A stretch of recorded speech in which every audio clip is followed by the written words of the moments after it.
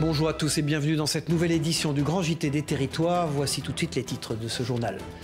Comment économiser l'eau en plein cœur de l'été? TV7, la chaîne du groupe Sud-Ouest, nous dira quels sont les équipements prisés pour consommer moins dès le début de ce journal. La rédaction de 8 Mont-Blanc, elle nous dévoilera quelques conseils pour se balader en montagne sans perturber les alpages ou comment allier pastoralisme et tourisme. Et puis en fin de journal, nous découvrirons une activité originale et en pleine expansion, le lancer de hache.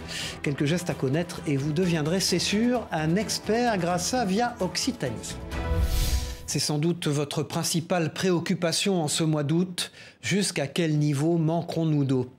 En plein cœur de l'été, le doute plane quant aux restrictions. Alors dans ce contexte, certains n'hésitent plus à se tourner vers des alternatives pour économiser la ressource et pouvoir l'utiliser à tout moment. Des équipements qui sont aussi plus écologiques et dont la demande se multiplie depuis le début de l'année. La preuve en Gironde avec ce reportage d'Yvan Branchy pour TV7, la chaîne du groupe Sud-Ouest. Longtemps passés inaperçus, ces produits sont à présent victimes de leur succès. On a déjà tout vendu. La promo a débuté il y a 5 jours et on a quasiment tout vendu en l'espace de 5 jours. Face à la menace d'une nouvelle sécheresse, vous êtes de plus en plus nombreux à investir dans des récupérateurs d'eau de pluie.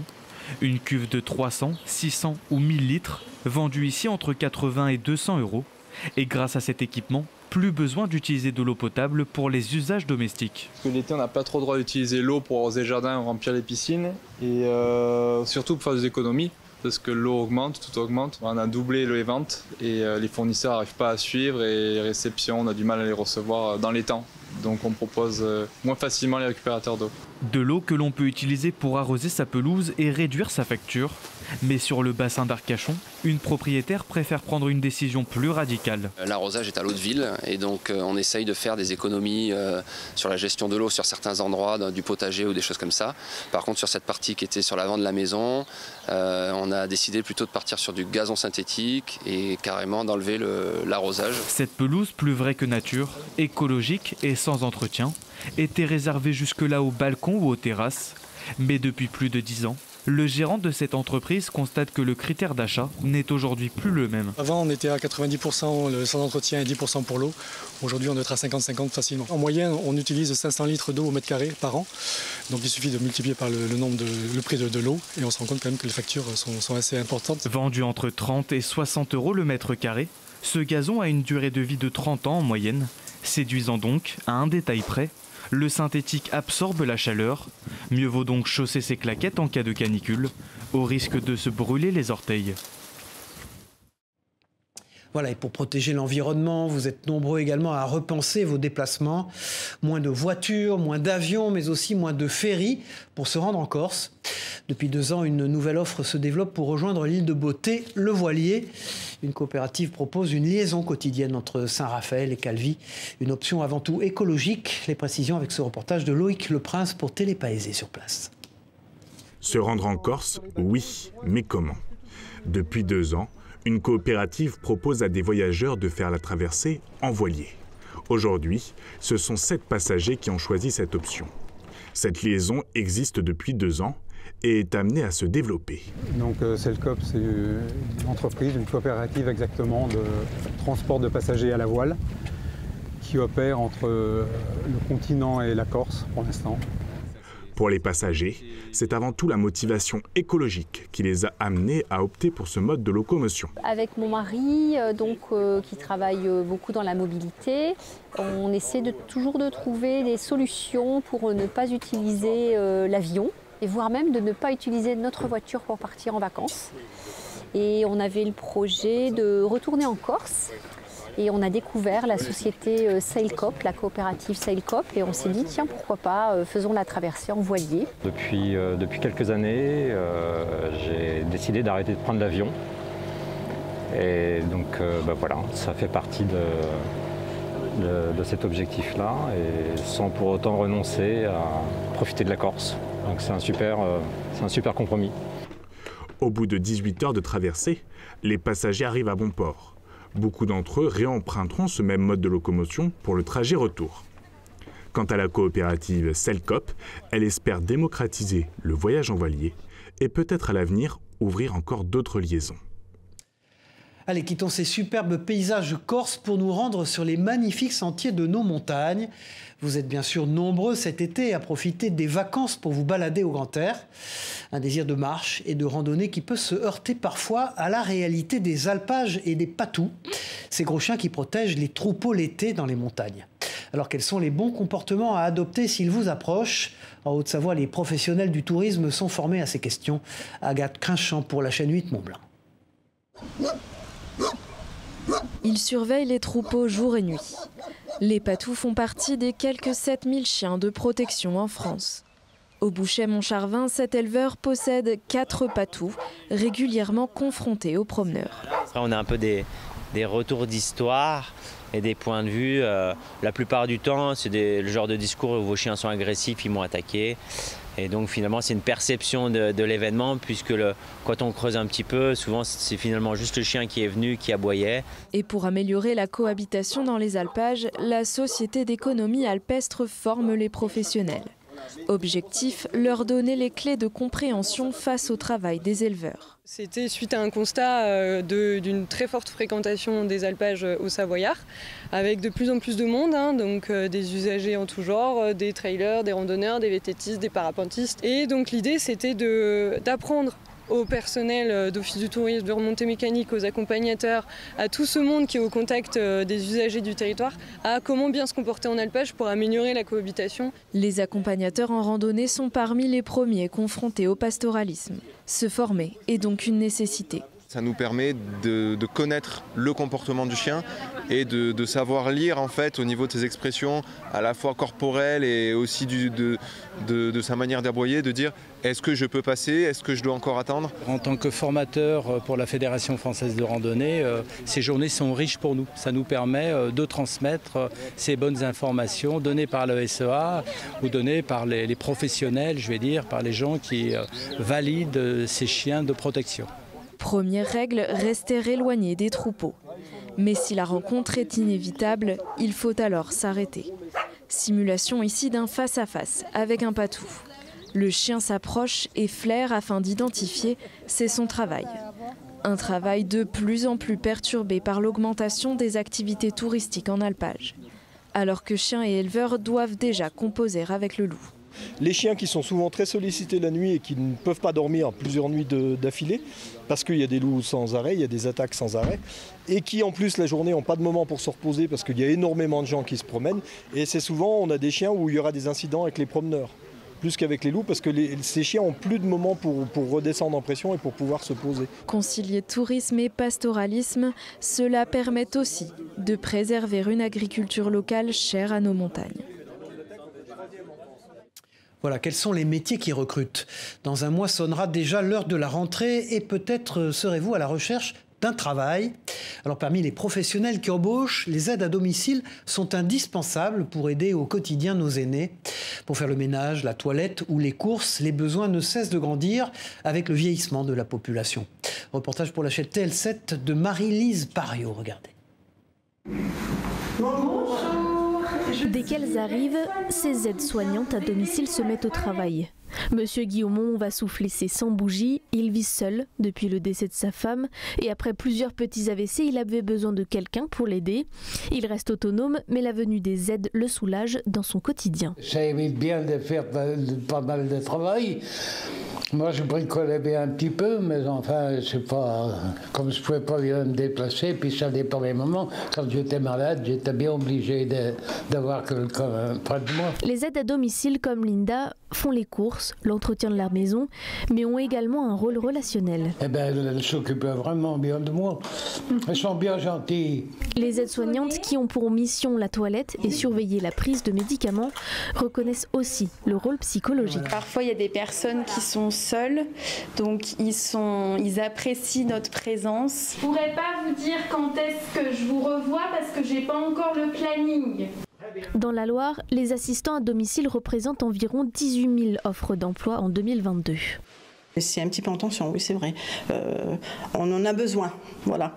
Et plus en plus de personnes âgées, hein, donc c'est sûr qu'il faudrait beaucoup plus de personnel. Selon le dernier recensement de l'INSEE, les seniors sont plus de 200 000 dans la Loire. Alors les services sont parfois longs pour les aides à domicile. Quand il y a des arrêts maladie, voilà, pour X raisons, hein, je ne sais pas. Après, oui, on fait des heures en plus, hein, donc voilà, oui, ça se ressent. Dans le secteur, le nombre de salariés a augmenté de 2,8% en 2022. Les aides à domicile ne sont pas les seules à pâtir de ce manque de personnel. Les personnes âgées en ont besoin. 12 550 d'entre elles bénéficient d'une subvention de l'État pour avoir une aide personnalisée à domicile. Tout à fait autre chose à présent. Gad Elmaleh, Tarek Boudali, de nombreuses célébrités bien connues des Français. Le Troyen Fabio Leal dessine dans son atelier. D'abord passionné par les reproductions de portraits manga, le jeune homme s'est rapidement fait connaître sur les réseaux sociaux grâce à ses portraits de célébrités. Certaines font même appel à lui pour des commandes personnelles. Et aujourd'hui, Fabio Leal a atteint l'un de ses rêves, être exposé au musée Cristiano Ronaldo au Portugal. Rencontre avec la rédaction de Canal 32 sur place. Fabio Leal est né avec un crayon à la main. Le jeune Troyen dessine d'aussi loin qu'il se souvienne. J'ai appris de moi-même, donc je prenais les versions papier de manga et puis je les recopiais sur une feuille. Et puis ça m'a toujours plu de crayonner, du coup j'apprenais de moi-même, de mes erreurs. J'ai tenté quelques cours de dessin aux Beaux-Arts de Troyes, mais ça m'a pas du tout plu. Parce que c'est vraiment une version qu'ils veulent eux de l'art. Et puis moi j'ai toujours dit que l'art ça doit être libre de nos compétences. Donc apprendre de soi-même c'est la meilleure façon. Et c'est un pari réussi. L'artiste vit aujourd'hui de sa passion en participant à des salons. Fabio Leal dessine la semaine et vend le week-end. Je parcours la France pour faire des salons de type convention. Donc je vends justement mes œuvres version manga, parce que c'est le thème dans ces salons-là. Du manga, mais pas que. Portraits de famille, portraits individuels et portraits de célébrités. Après avoir publié son dessin de l'humoriste Gad Elmaleh sur la plateforme Instagram, sa carrière a décollé grâce aux réseaux sociaux. Je suis passé de, on va dire, 1000 abonnés à 13 000 sur Instagram. Et puis TikTok, c'est tout récent, ça fait seulement 1 an que j'ai commencé l'application et puis je suis à 130 000 aujourd'hui. Donc il faut faire du contenu original. Et des idées, il en a. L'artiste a récemment lancé un nouveau concept, dessiner des joueurs de football directement sur leur maillot. J'ai trouvé un maillot de Cristiano Ronaldo qui datait un petit peu. Je me suis dit mais pourquoi pas dessiner, parce que j'avais vu un Américain qui avait dessiné des joueurs de baseball sur les t-shirts. Et là je me suis dit mais pourquoi pas sur les maillots de foot. J'ai vu la matière, je me suis dit mais comment je vais faire ça. Et après moi j'aime relever tous les défis, donc j'ai pris un pot de peinture, j'ai commencé à mettre une base blanche. J'ai fait 3 départs, je les ai postés sur Instagram et le frère de Cristiano Ronaldo m'a contacté directement sur Insta et il m'a dit j'aimerais bien les avoir au musée, donc musée de Cristiano Ronaldo où il met tous ses ballons d'or, tous ses trophées et ils sont maintenant exposés. J'ai 6 t-shirts au total exposés là-bas, ouais. Donc je suis hyper fier. Prochaine étape, rencontrer peut-être un jour son idole, mais avant cela, Fabio Leal sera présent au 3 Japan Show les 10 et 11 septembre et il a hâte de retrouver les Troyens. Voilà, et les portraits, il en a fait lui aussi sa passion grâce à son appareil. Ong Phuc Bui, photographe professionnel, s'est vu décerner il y a quelques semaines le prestigieux titre de portraitiste de France. Une distinction qu'il a remportée pour la 2e fois. Écoutez-le parler de son travail au micro de Marion Kemener, journaliste pour TBO, la chaîne du groupe Le Télégramme. Je vais faire un peu le relou là, juste il y a ta petite mèche. Voilà, je m'appelle Ong Phuc Bui, je suis photographe. J'ai reçu pour la 2e fois le prix de portraitiste de France et je fais également partie du top 100 mondial sur la photographie de mariage. Moi je bois pas de vin et donc pour être rassuré et quand je dois acheter une bouteille pour offrir à des personnes, je choisis là il y a un petit médaillon, médaille d'or, médaille d'argent ou bronze. Donc au niveau photo, pour moi, c'est un peu le même principe. Portraitiste de France, c'est pour moi quelque chose de gage de qualité. Ah ouais, d'accord. Et avec ton homme, vous courez ou tu courais toute seule? Il n'y a que uniquement l'aspect humain. L'aspect technique, je ne suis pas forcément un très bon technicien. Ce que je recherche, c'est vraiment la connexion, le regard. Parce que dans mon histoire personnelle, on ne montre pas forcément ses sentiments. C'est pour ça que je pose des questions, je regarde beaucoup les regards, certes les connexions. Et je pense que c'est ma patte en termes de shooting photo. 2, 3. Aujourd'hui, la mamie du coin peut prendre des photos avec son smartphone.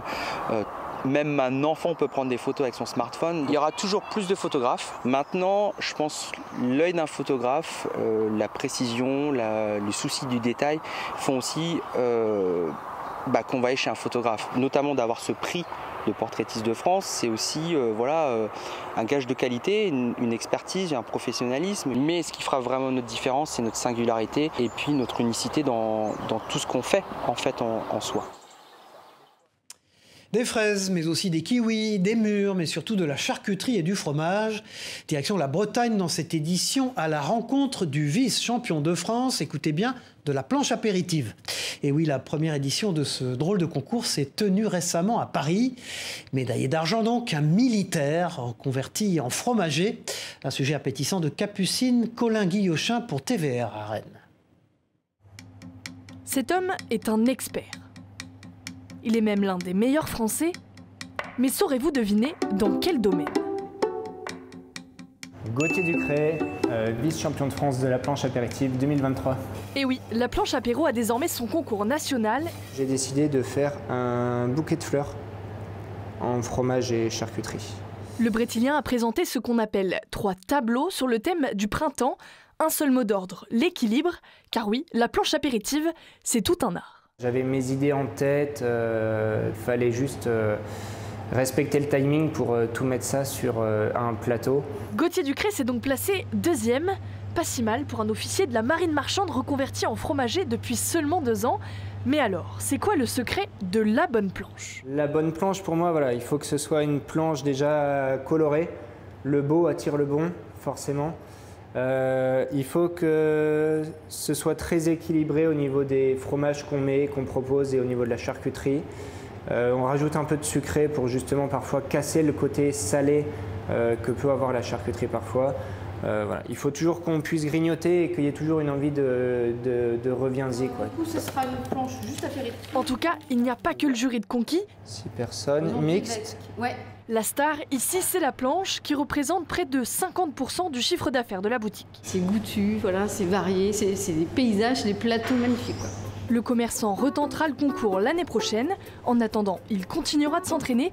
Rien que cet été, il devrait en concocter plusieurs centaines. Voilà, et après une si belle planche, vous ne refuserez pas un bon dessert venu cette fois-ci de la Somme.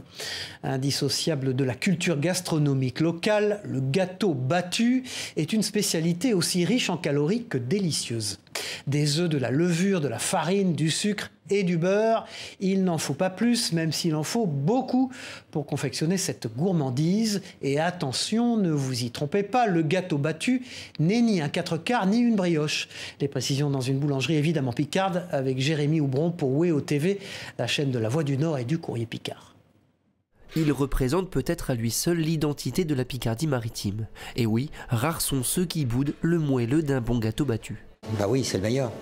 La texture, tout ça, c'est bien, ça change. Aussi l'odeur, quand elle vient d'être cuit, c'est très agréable. À Quesnoy-le-Montant, près d'Abbeville, le gâteau battu est une spécialité. Depuis 1956, on mélange ici les quelques ingrédients nécessaires à sa confection. Un peu de sucre, pas mal de farine, de la levure, des jaunes d'œufs et du beurre en grosse quantité. Pour vous donner le ratio, une brioche, on a 1 kg de farine pour 500 g de beurre. D'accord? Moi, sur le battu, je suis 1 kg de farine pour 1 kg de beurre. Je suis 1 pour 1. Chaque jour, près de 900 gâteaux battus sortent du laboratoire de Nicolas Amourette. En 15 ans d'expérience, il a tout appris de la recette et de son histoire. Le gâteau battu, avant, s'appelait le gâteau mollet, qui venait des Flandres et qui a été ramené sur la région. Et là, à partir de 1900, ils ont vraiment, c'est devenu une spécialité régionale. Historiquement, le gâteau battu était servi à l'occasion de mariage ou de vin d'honneur, et surtout l'été, car il lui faut de la chaleur. De la chaleur et un bon coup de main. À 3 reprises, après les avoir laissés se reposer, il faut donner à ces 40 kg de pâte ce qu'on appelle un tour. La pâte, elle était inerte, elle n'avait pas de force. Donc l'objectif, c'est de lui donner de la force. Et pour ça, il faut le battre, donc d'où le terme gâteau battu. La pâte est ensuite moulée pour à nouveau se reposer. C'est là qu'elle prendra sa forme emblématique. Dernière étape, la cuisson au four, 17 minutes à 170 degrés. En tout, il aura fallu presque 3 heures de travail avant d'apprécier la qualité du produit. quand le gâteau dévoile sa pâte alvéolée et ses senteurs. Là, vous pouvez voir qu'il est moelleux parce qu'en fait, j'ai du mal à le couper. L'idéalement, c'est de le laisser rassir un petit peu, quoi. Ne reste plus qu'à l'apprécier. Allez, l'heure est venue maintenant de faire un peu de sport après toutes ces délicieuses gourmandises. À ce propos, connaissez-vous le lancer de hache? L'activité peut prêter à sourire, mais elle est très sérieuse, vous allez le voir, et se développe un peu partout en France. Alors comment devient-on bon lanceur de hache? Élément de réponse avec ce sujet de Frédéric Sillet pour Via Occitanie.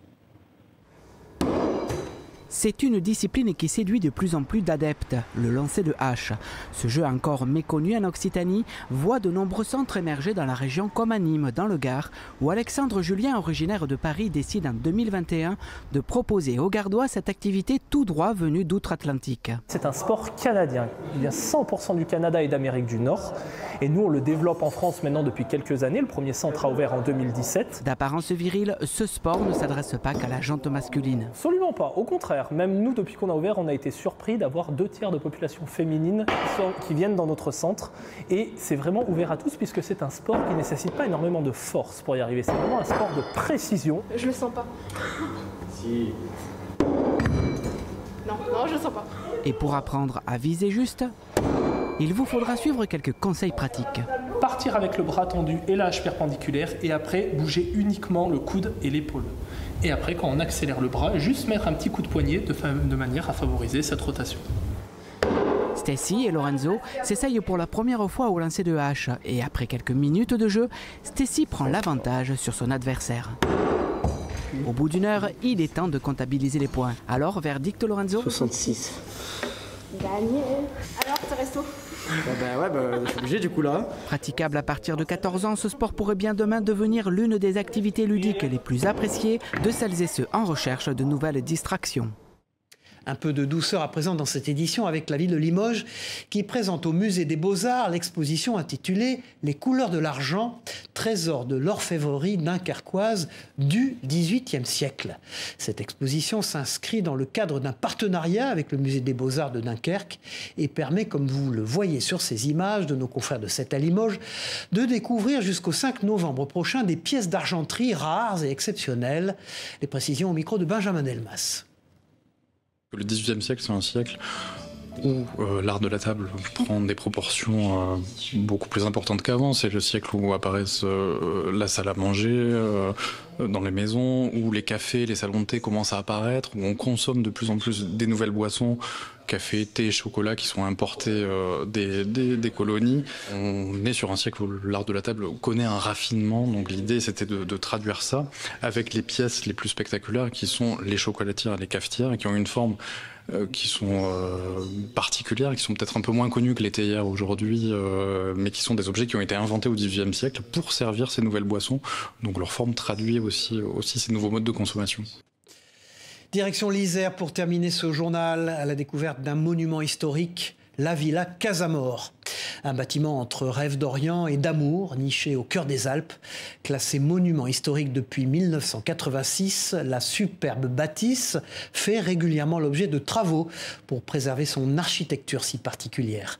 Visite guidée avec Camille Avon pour Télé Grenoble. Regardez. Elle vous transportera en Orient l'espace d'un instant. La Casamor est un monument historique mélangeant inspiration orientale et histoire grenobloise. Créée en 1855 par un couple originaire de la ville, elle est classée aujourd'hui monument historique. La construction de la Casamor est faite à partir d'un ciment local qui provient d'un gisement dans le massif de la Chartreuse. Mais la Casamor, ce n'est pas seulement un lieu d'architecture, c'est aussi un endroit de création.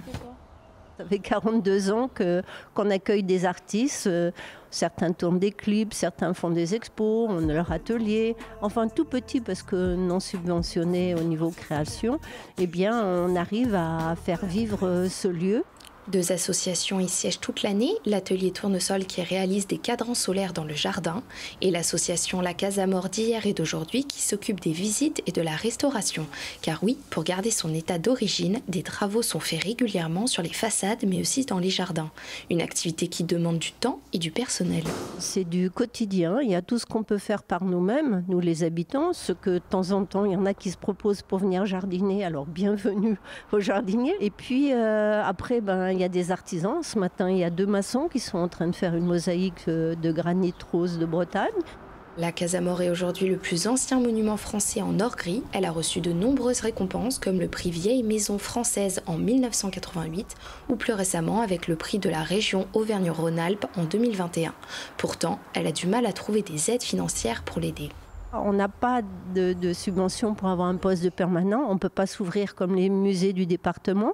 On a de la chance, il y a 11 musées départementaux, mais là, c'est difficile. Prochainement, un parc public à l'entrée de la Casa Amor sera construit. Et pour ceux qui veulent découvrir la Maison Bleue, elle est ouverte tous les premiers samedis du mois. Voilà, c'est la fin de cette édition. Merci d'avoir suivi ce grand gîte des territoires. On se retrouve très vite pour une nouvelle édition. Au revoir à tous.